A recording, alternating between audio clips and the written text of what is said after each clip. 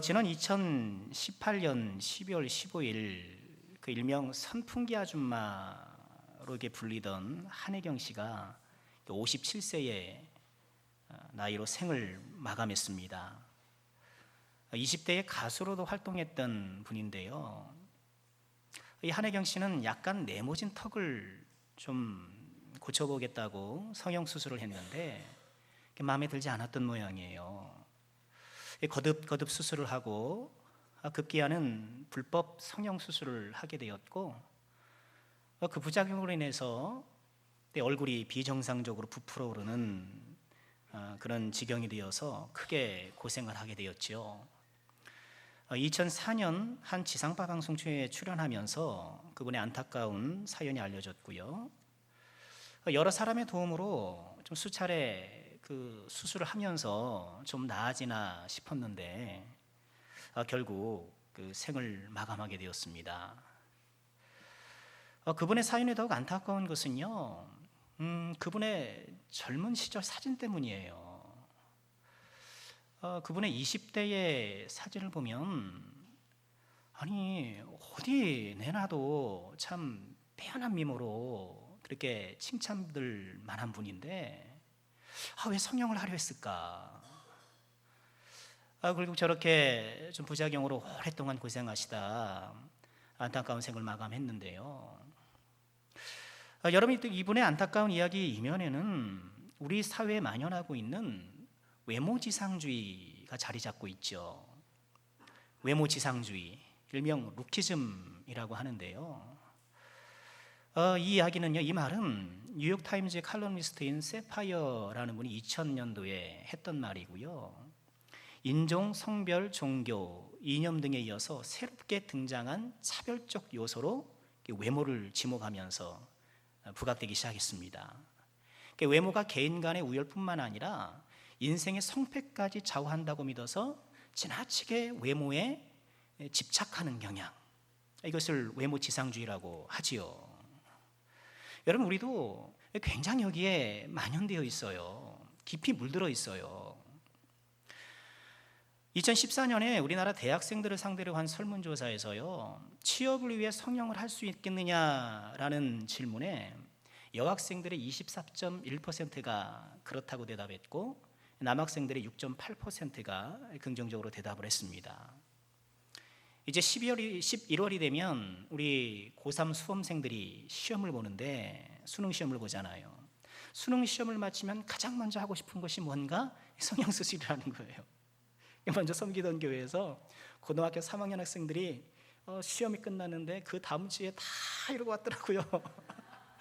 다 가가지고 단체로 앞트임을 했는지 그러고 온 거예요. 수험표를 들고 가면 할인도 해주는 거예요. 여러분, 세상은 이처럼 보이는 외모에 비중을 많이 두고요, 그걸 중요하게 여겨요. 우스갯소리로 예쁘고 잘생기면 용서가 된다 그러잖아요. 참 웃을 수만도 없는 그런 말인 것 같은데요. 이런 부단 신체적인 외모뿐만 아니라 우리 사회는 학벌이나 집안의 배경이나 이런 겉으로 드러나 있는 요소가 우리 인생 성공에 크게 좌우한다고 생각을 해요. 다 그렇게 생각을 해요. 최근 그 자사고 허가 취소가 교육계에 뜨거운 감자인 것 같습니다. 2018년 서울 자사고연합회가 학부모들을 대상으로 한 설명회에서 이런 문구가 등장했었죠.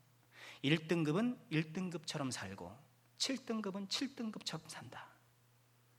이제 자사고를 이제 선전하면서 학부모를 모아놓고 학생을 모아놓고 1등급은 1등급처럼 살고 7등급은 7등급처럼 산다는 거예요. 여러분, 저는 여기에 찬성 반대의 의사를 표시할 생각은 전혀 없습니다. 안타까운 것은요, 왜 우리 사회가 이렇게 되었는가? 이렇게 노골적일 수가 있는가? 이렇게 노골적일 수가 있는가? 이런 말 자체도 말이지만 이런 말하는 것을 부끄러워 여기지 않는 사회, 현실이라 이거예요. 현실을 직시하라는 거지. 이런 말을 하면서도 학생들을 모아놓고 교육을 한다면서 이런 이야기를 한다는 것 자체가 말도 안 되는 거잖아요. 국정농단 사태가 일어났을 때에 그 최순실의 딸 정유라가 했던 이야기가 많은 사람들을 분노케 했잖아요. 그 SNS에 이런 글을 올렸잖아요. 능력 없으면 니네 부모를 원망해. 있는 우리 부모 가지고 감 나와라 배 나와라 하지 마라. 돈도 실력이야. 자기 돈인가요? 예. 백도 실력이라는 거예요. 백도 실력. 내 가문의 배경도 실력이라는 거예요. 예전에는 대학생들을 걸어 놀고 대학 뭐 그렇게 이야기한 적도 있어요. 대학생들 되면 좀 낭만도 있고 그렇죠. 근데 옛날 얘기예요. 요즘 대학생들 바쁩니다. 스펙 쌓기에 여념이 없어요. 영어 시험에 뭐 각종 자격증에 이력서에 한 줄이라도 더 넣기 위해서 안간힘을 쓰고 있습니다. 여러분, 세상은 이처럼 눈에 보이는 외모에 신경을 써요. 그리고 그것이 내 인생의 성패를 좌우한다라고 굉장히 굳게 믿고 있어요. 그런데 우리가 놓쳐서는 안 될 사실이 있죠. 여러분, 세상은 이처럼 외모를 중요시하고 외모를 따라 그의 외부적인 조건에 따라 사람을 판단하고 그렇지만 우리 하나님은 무엇을 보시나요? 마음 중심을 보시는 하나님. 우리 하나님의 주요 관심사는 외모가 아니라 어디까지나 우리의 마음 중심이라는 거예요. 사무엘상 16장 7절에서 분명히 말씀하시죠. 내가 보는 것은 사람과 같지 아니하니 사람은 외모를 보거니와 나 여호와는 중심을 보느니라. 우리 마음의 중심을 보신다는 거예요. 이렇게 말하니까 어떤 사람은 또 그래요. 아, 그래요. 하나님은 중심을 보시고 사람은 마음을 보지 않습니까? 사람은 마음을 보니까 이 세상에서 이 사람한테 눈에 들려면은 이렇게 꾸며야 됩니다. 내 조건을 갖춰야 됩니다. 이렇게 궤변 비슷하게 늘어놓는데요. 여러분, 필요할 수 있어요. 여러분, 뭐 쌍수도 하시고 앞트임도 하시고 필요하면 할 수 있다라고 저는 봅니다. 또 열심히 공부하고 우리 젊은이들 스펙 쌓고 해야지요. 그것을 하지 말라는 것이 아니고요. 여러분, 중요한 것은 그럼 내가 외부적인 조건을 잘 갖추었다고 해서 내 인생이 행복한 것이 아니라는 거예요. 우리가 이것을 잊지 말아야 돼요. 우리는 내가 좀 더 잘생기고 이뻐지면 혹은 내가 좀 더 스펙을 쌓아서 더 좋은 뭐 학교나 그런 취업을 하게 되면 내가 이런저런 조건들을 갖춰나면 내 인생이 행복할 것처럼 생각하고 있지만 결코 그렇지 않다는 거예요. 여러분, 우리의 겉모습을 구성하고 있는 모든 요소는요, 결국은 다 사라질 것, 결국은 다 썩어질 것이에요. 여러분, 이것을 잊지 말아야 돼요. 여러분, 그것이 우리 인생의 행복인 줄 알고 거기에 내 인생을 투자하고 거기에 내가 모든 것들을 걸고 또 그것이 없으면 참 낙심하고 불안해하고 불행해하고 성적 1등급이 되어서 1등급 인생을 살면 정말 행복할까요? 그 스카이캐슬에 살면 다 행복하겠느냐는 거예요. 그것이 인생 행복이라고 느끼는 게 큰 불행이에요. 그걸 기억하셔야 돼요. 내가 그렇게 해서 1등급이 되어서 1등급 인생을 살면서 다른 사람보다 내가 높은 곳에서 살면, 스카이캐슬에 살면 나는 정말 행복한 인생이야 라고 생각하는 것이 가장 불행한 생각이에요. 오늘 우리 예수님 우리에게 분명히 말씀하십니다. 마음이 청결한 자는 복이 있나니. 외모가 아름답고 외모가 화려한 것이 아니라 마음이 청결한 자가 복이 있나니. 여러분이 예수님의 말씀을 꼭 이어가시길 바랍니다. 여러분이 예수님의 말씀을 믿으시길 바랍니다. 아이고, 목사님 사회생활 해보십시오. 그게 우리 말처럼 되는 줄 합니까? 교회에만 있으니까 좀 목사님 아무것도 모르고 저런 소리 하시네. 여러분, 그런 말씀 하시지 마시고요. 저의 말이 아니라 우리 예수님의 말씀이시고 우리 마음이 깨끗해야 마음이 청결한 사람이야. 이 마음의 문제가 해결된 사람이야말로 인생이 행복한 사람이라는 것을 꼭 기억하시고요. 여러분, 우리 기독교는요, 마음의 종교예요. 그렇죠? 마음의 종교예요. 우리 기독교는 뭐 몇 가지 종교적인 의무를 다하면 뭐 괜찮은 그런 종교가 아니에요. 내가 예배를 드리고 뭐 헌금 생활 잘하고 또 뭐 봉사하고 귀하죠. 꼭 그렇게 하셔야죠. 그러나 중요한 것은 우리 마음이에요. 내 마음이 변화되지 않으면, 내 마음이 하나님께서 기뻐하시는 그런 마음이 되지 못하면 사실 모든 것이 소용이 없어요. 이사야 선지자를 통해서 이사야 29장 13절에 우리 하나님께서 말씀하신 것이 무엇인가요? 주께서 이르시되 이 백성이 입으로는 나를 가까이하며 입술로는 나를 공경하지만 그들의 마음은 내게서 멀다 이거예요. 입으로는, 겉으로 드러나는 것은, 그런 모든 행위는 참 잘하는 것 같은데, 괜찮은 것 같은데 알고 보니 마음은 멀리 떠나 있다라는 거예요. 마음은 청결하지 못하더라는 거예요. 여러분, 우리가 자칫하면 이런 잘못에, 이런 오류에 우리가 빠질 수 있는 것은 아닐까. 아무리 겉으로 드러나는 행위가 그럴싸해도 마음이 청결하지 못하면 아무것도 아니에요.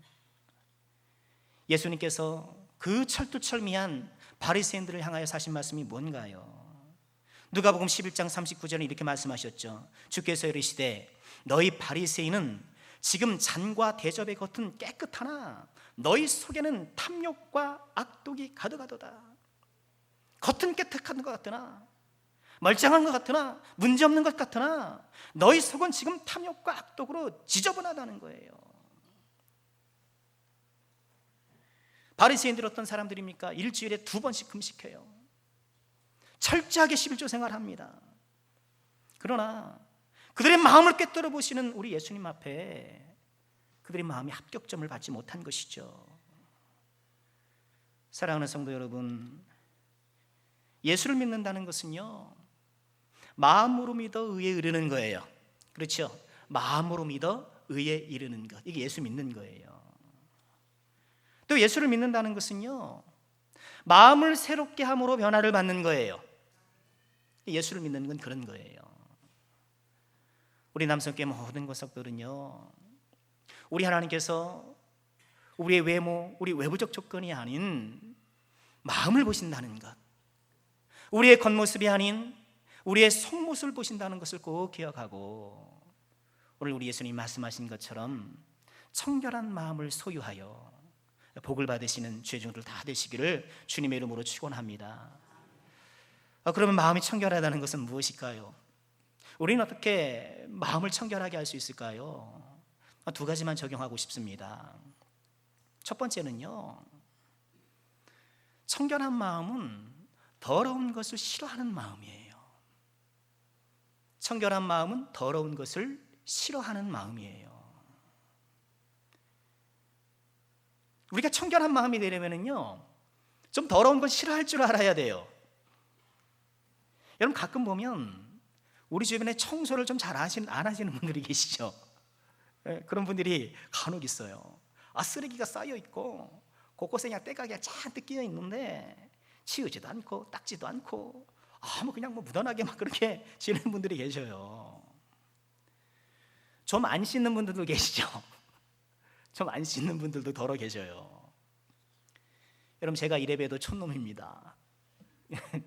촌놈이에요. 어릴 적에 무척 안 씻었어요. 제 주위에 친구들이 다 그래요. 그러니까 목욕은 연중 행사고 명절 때나 이렇게 어떻게 어쩌다가 한번 하는 거고요. 꼬질꼬질해서 다니죠. 지저분지도 모르고 다 그러고 사니까 그런 줄 아는 거예요. 여러분, 청결하지 못한 중요 이유 가운데 하나가 더러운 걸 더러운 줄 모르기 때문에 그래요. 마음이 청결하지 못한 것도요, 내 마음에 더러운 것이 자꾸 끼는 것을 더러운 줄 모르는 거예요. 그게 우리의 연약함이에요. 여러분, 우리가 왜 죄를 짓나요? 연약해서요. 맞습니다. 또 인간인지라 그것도 이유가 될 수 있어요. 그런데요, 더 중요한 이유는 우리가 안에 죄를 좋아하는 마음이 있기 때문에 그래요. 히브리서 11장 25절에 보면 죄악의 낙이라는 표현이 나와요. 죄악의 낙. 죄가 낙이 있다라는 거예요. 죄의 기쁨이 있다는 거예요. 쉽게 떨쳐버리지 못하는 거예요.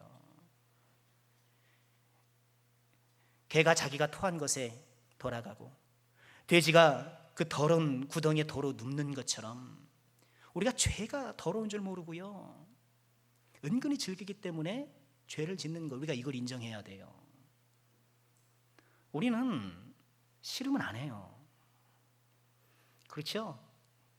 제가 지금까지 교회에서 자라면서 보면 아무리 믿음이 좋고 아무리 기도를 열심히 해도 싫은 건 안 하더라고요. 그러기 쉬워요. 내가 싫은데 할 수가 없는 거예요. 평안감사도 제 싫으면 그만이라는 말 있잖아요. 만약 우리가 정말 죄가 싫으면 내 마음이 더러워지는 것이 싫어지면 여러분, 거기서 우리가 청결한 마음의 소망을 발견하는 거예요. 여러분, 우리는 죄의 종로로 타는 것을 싫어해야 돼요. 내가 자꾸 이렇게 죄에 빠지는 것, 내가 이렇게 할 수 없는 죄인의 노릇을 그르는 것, 여러분, 우리 같이 이 말씀을 생각해 보면 그 싫어지는 게 뭔가요? 애통하는 거잖아요. 애통하는 거. 애통해야 돼요. 내 입술에서 언어의 영성이 아니라 언어의 악성이 나오는 것을 우리가 정말 싫어해야 돼요. 애통해야 돼요. 내 마음속에 악한 마음이 드는 것이 싫어야 돼요. 내 마음속에 더러운 생각이 자꾸 끼는 것을 우리가 좀 싫어해야 돼요. 마태복음 15장 18절에서 예수님이 이런 말씀을 하셨지요. 입에서 나오는 것들은 마음에서 나오나니 이것이야말로 사람을 더럽게 하느니라. 뭐가 더럽게 한다는 거예요? 손 씻는 것 때문에 뭐 이렇게 그런 얘기, 그런 논쟁 가운데 나온 말씀이잖아요. 손을 안 씻어서 더러운 것이 아니라 사람의 마음속에서 나오는 것이야말로 사람을 더럽히는 더러운 것이라는 거예요. 마음에서 나오는 것은 악한 생각과 살인과 간음과 음란과 도둑질과, 여러분, 이런 것들이 우리의 마음을 더럽게 하는데, 이것들이 자꾸 우리 마음에 끼어들 때에 여러분, 이것이 지저분한 줄 알고, 이것이 좀 더러운 줄 알고, 안방에 있는 쓰레기는 치우고, 싱크대에 놓여있는 음식물은 우리가 치우면서 내 마음의 더러운 쓰레기와 내 마음의 이 더러운 찌끄러기들은 그냥 남겨놓고 살아가는 것이 우리가 아닌가. 더러운 것이 더러운 것인 줄 알 때 우리가 마음의 청결을 기대할 수가 있는 거예요. 좀 한참 됐어요. 뭐 방송에 화성인 바이러스라는 그런 프로그램이 있었어요. 혹시 기억하시나 모르겠습니다. 좀 괴상한 그런 사람들을 소개하는 그런 프로그램이었는데요, 한 번은 20살의 젊은 아가씨가 출연을 했어요. 근데 이분은 10년 동안 이를 닦지 않았다는 거예요. 10년 동안.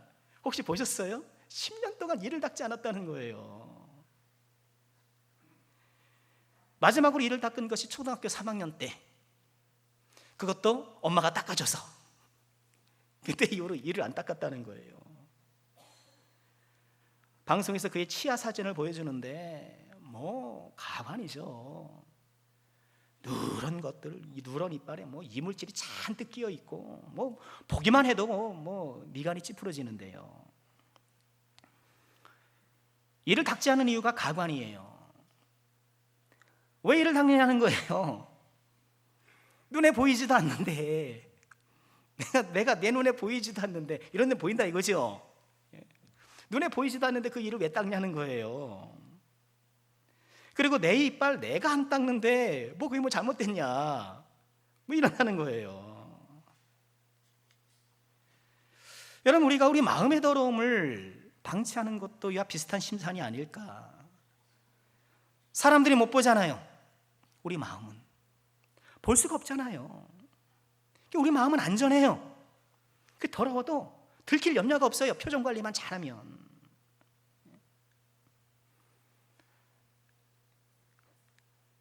그 여성분이 제작진의 권유로 치과에 가서 검진을 받았습니다. 뭐 치과 의사가 뭐 그 일을 들여다보고 뭐 경악을 금치 못하죠. 충치가 10개예요. 근데 그 중에 8개는 심각한 지경이고, 그런데 그렇게 충치가 심한데도 통증을 느끼지 못했다는 거예요, 이분이.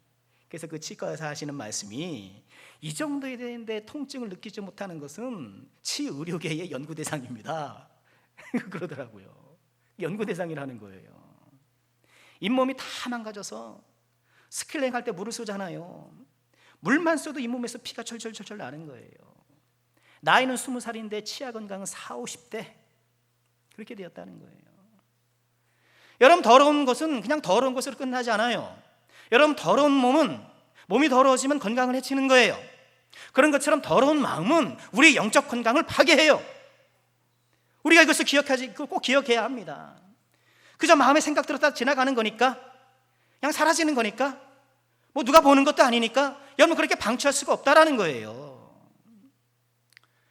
우리 안에 시시각각 일어나는 누군가를 미워하는 마음, 멸시하는 마음, 여러분 멸시하는 마음 우리 가운데 있을 수 있어요. 저 인간 하면서 티는 안 내죠. 한 번도 표현하는 적 없죠. 그런데 마음속으로 멸시할 수 있어요. 분노하는 마음, 음란한 마음, 막 필요 이상으로 막 자책하는 마음, 또 막 자랑하는 마음. 여러분, 이 모든 더러운 마음을 그냥 방치해 놓는 바람에 우리의 마음이 마귀의 놀이터가 되어서 온갖 지저분한 것들로 막 넘쳐나는 그런 지경은 아닌가.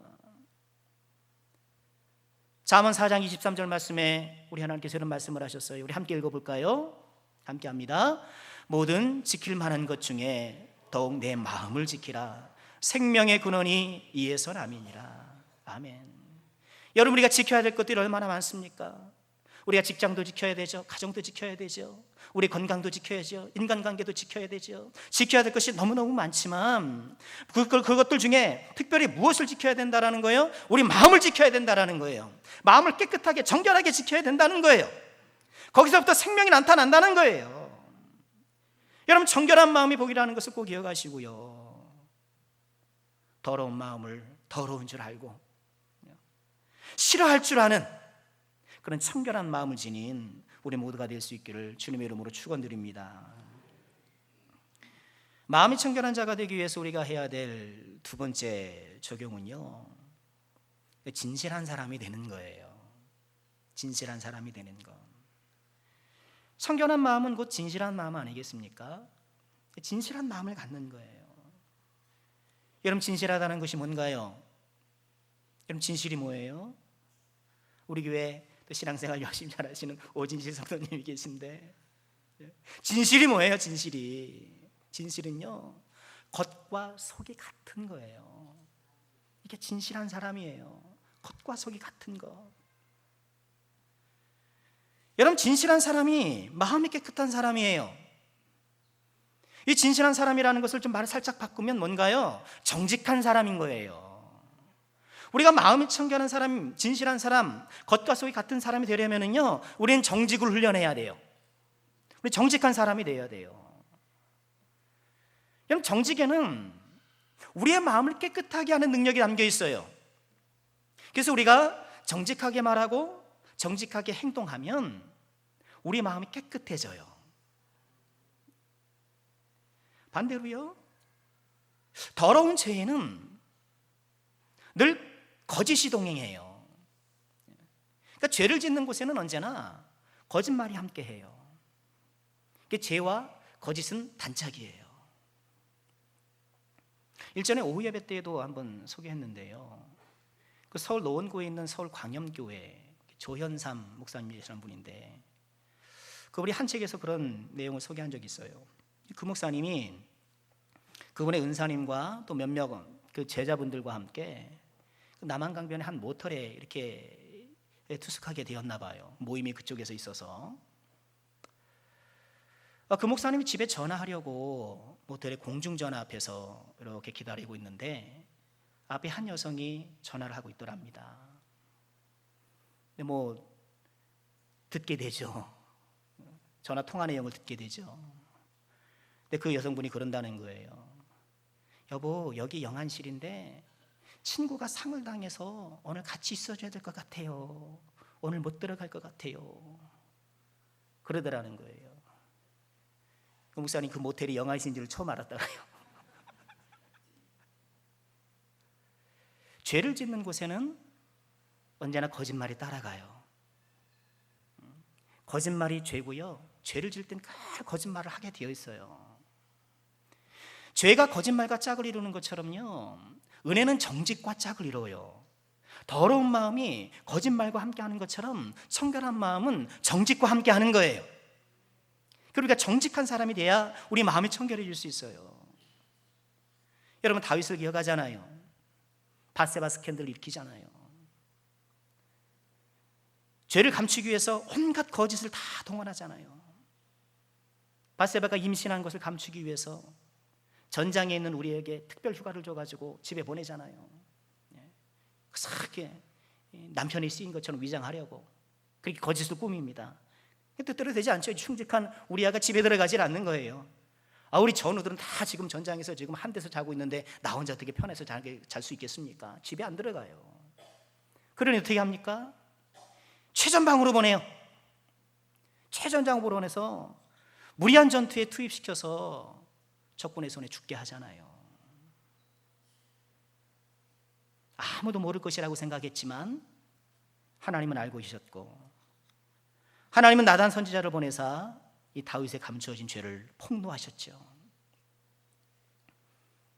그래도 이 다윗은 은혜 받은 사람이라 이렇게 하나님께서 죄를 폭로하시니까 하나님 앞에 통회하며 자복하고 회개해요. 그러니까 회개했던 기도가 시편 51편이잖아요. 시편 51편이 바로 그 죄가 폭로되었을 때 하나님 앞에 회개했던 그런 기도예요. 시편 51편 9절과 10절을 보면 그가 이렇게 기도해요. 주의 얼굴을 내 죄에서 돌이키시고 내 모든 죄악을 지어주소서. 하나님, 내 속에 정한 마음을 창조하시고 내 안에 정직한 영을 새롭게 하소서. 정한 마음을 창조하시고 정직한 영을, 여러분, 정한 마음과 정직한 영이 이렇게 함께 가는 거예요. 나의 삶 속에서 내가 정직을 추구하고 하나님과의 관계에서, 인간관계에서 내가 정직한 사람이 되어갔을 때에 하나님께서 우리에게 정결한 마음을 선물로 주시는 거예요. 여러분, 회개가 뭔가요? 하나님 앞에 회개한다는 것이 하나님 앞에 정직하게 서는 거잖아요. 하나님 앞에 정직하게 나 모든 죄를 고백하고 용서를 구할 때에 우리의 죄가 사라지고 우리의 마음이 깨끗해지는 것이죠. 여러분, 인간관계에서도 마찬가지 아닙니까? 내가 정직하게 말하고 정직하게 행동할 때에 서로 신뢰가 쌓이고 마음이 평안해지는 것이죠. 여러분, 정직은 우리의 마음을 깨끗하게 하는 거예요. 우리 남성교회 모든 권속들은요, 우리 교회에서나 가정에서나 직장에서나 사회에서나 참 정직한 사람이 되어서 이 마음의 청결한 자가 자에게 주시는 우리 하나님의 복을 누리시는 주의 종들 꼭 되시기를 다시 한번 주의 이름으로 축원합니다. 자, 그러면 마지막으로 이렇게 마음이 청결한 자에게 하나님은 어떤 복을 주시는가? 여러분, 오늘 8절 말씀을 다시 한번 읽어볼까요? 함께합니다. 마음이 청결한 자는 복이 있나니 그들이 하나님을 볼 것이며. 아멘. 하나님을 보게 된다는 거예요. 마음이 청결한 자는 하나님을 보게 된다는 거예요. 여러분, 이 말씀은 우리가 육안으로 하나님을 본다는 말씀은 아닌 것 같아요.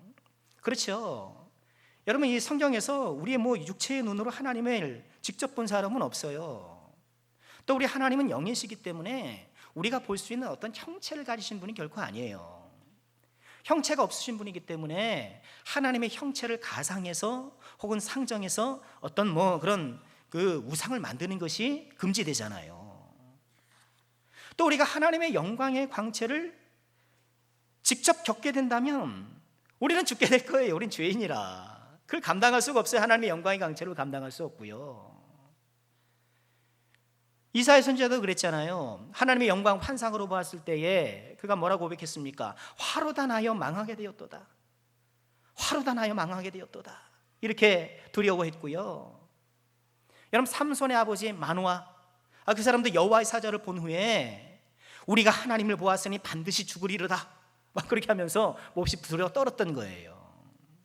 여러분, 우리가 주의 영광을 보는 것은 우리 육안이 아니라 여러분, 우리가 좀 더 후에 우리가 부활하여서 주님과 같은 형상으로 변화되면 그때 우리가 주님을 보게 될 것이에요. 고린도서 3장 18절에 그렇게 말씀하시거든요. 우리 함께 읽어볼까요? 우리가 다 수건을 벗은 얼굴로 거울을 보는 것 같이 주의 영광을 보매 그와 같은 형상으로 변화하여 영광에서 영광에 이르니 곧 주의 영으로 말미암음이라. 거울을 보는 것 같이 주의 영광을 어떻게 해요? 그와 같은 형상으로 변화하여. 마지막 날에 우리가 부활하게 되면, 우리 예수님과 같은 형상 우리가 부활하게 되면 그때는 우리가 주님을 직접 만나게 될 것이나 아직은 아니라는 거예요. 그렇다면 마음이 청결한 자가 하나님을 본다는 것은 어떤 것일까? 여러분, 그것을 저는 하나님을 느끼는 것이다, 그렇게 적용을 드리고 싶어요. 마음이 청결하면은요, 하나님의 마음을 느껴요. 하나님의 마음을 느껴요. 빌립보서 2장 5절의 말씀을 보면 너희 안에 이 마음을 품으라 곧 그리스도 예수의 마음이니 라고 하셨어요. 그러니까 우리 마음에 예수님의 마음이 품어지는 거예요. 마음이 청결한 자에게는 예수님의 마음이 품어져요. 이 고린도전서 2장 16절에 보면 누가 주의 마음을 알아서 주를 가르치겠느냐, 그러나 우리가 그리스도의 마음을 가졌느니라. 우리가 그리스도의 마음을 가졌느니라, 이렇게 말씀하거든요. 이런 주님의 마음이 내 안에 품어지는 것, 주님의 마음을 느끼는 거예요. 주님이 우리의 마음을 아시는 것처럼 우리도 주님의 마음을 알게 돼요. 마음이 청결해지면 주님의 마음이 내 안에 전달되기 때문에 주님과 감정을 공유하게 되죠. 주님이 좋아하시는 것을 나도 좋아하고 주님께서 싫어하시는 것을 나도 싫어하게 되는 거예요. 이게 하나됨이잖아요. 주님의 마음이 느껴지는 것, 그것이 하나님을 보게 되는 것이죠. 또 하나님을 본다는 것은요, 마음이 청결하면 하나님이 함께 하시는 것을 느껴요. 하나님 함께 하는 걸. 우리 잠언 22장 11절 말씀 함께 보실까요? 잠언 22장 11절입니다. 마음의 정결을 사모하는 자의 입술에는 덕이 있으므로 임금이 그의 친구가 되니라. 마음이 정결하는 자는 임금이 그의 친구가 되느니라. 또 시편 73편 1절에 보면 하나님이 참으로 이스라엘 중 마음이 정결한 자에게 선을 행하시니, 이렇게 말씀하고 계셔요. 마음이 청결한 자에게 하나님이 함께 하신다는 것을, 하나님이 나와 동행하신다는 것을 확신하게 하시고 그것을 느끼게 하시고, 그래서 우리 마음이 기쁘고 또 하나님께 더 잘하려고 하고, 또 마음이 청결하면은요, 하나님의 말씀이 심겨지는 것을 느껴요. 마음이 청결한 자에게 주시는 하나님의 복이에요. 하나님의 말씀의 씨앗이 그 마음 속에 다 심겨져요. 여러분, 예수님의 씨 뿌리는 비유가 그렇잖아요. 씨 뿌리는 비유를 위해서 예수님의 씨앗을, 말씀의 씨앗을 잘 품는 밭이 어떤 밭인가요? 누가복음 18장 15절에 보면 좋은 땅에 있다는 것은 어떤 마음이요? 착하고 좋은 마음으로 말씀을 듣고 지켜 인내하는 것. 착하고 좋은 마음, 정결한 마음이죠. 내 마음이 정결한 사람은요, 하나님의 말씀이 내 안에 다 심겨져요. 잘 심겨져요. 그리고 그 말씀이 열매를 맺어요. 잠깐 좋았다가 사라지는 것 아닙니다. 그건 자갈밭이잖아요. 처음부터 들어오지 않아요. 어떤 사람은 다 쳐내요. 길바닥이잖아요. 조금 기쁘고 또 말씀을 품었다 싶지만 이내 세상의 여러 가시덤불에 의해서 그 말씀이 결실하지 못하는 것. 그러나 정결한 마음은요, 착하고 좋은 마음은 하나님의 말씀이 그 안에 잘 심겨져서 나의 인격과 삶을 통해서 열매로 나타난다라는 거예요. 자, 말씀을 마치겠습니다. 세상은 외모가 또는 외적 조건이 화려하면 복이 있다고 말합니다. 잘생기고 이쁜 거 복이라 그러잖아요. 복 받았대요. 또 여러 조건들이 잘 갖춰져 있으면 복 받았다고 그래요. 여러분, 그것도 복의 일부일 수는 있죠. 그러나 우리 하나님께서 말씀하시는 복은 뭐예요? 우리 주님 말씀하시는 복은 뭐예요? 그런 외모가 아니라, 겉으로 드러나는 것이 아니라 마음이 청결한 자가 복이 있다는 거예요.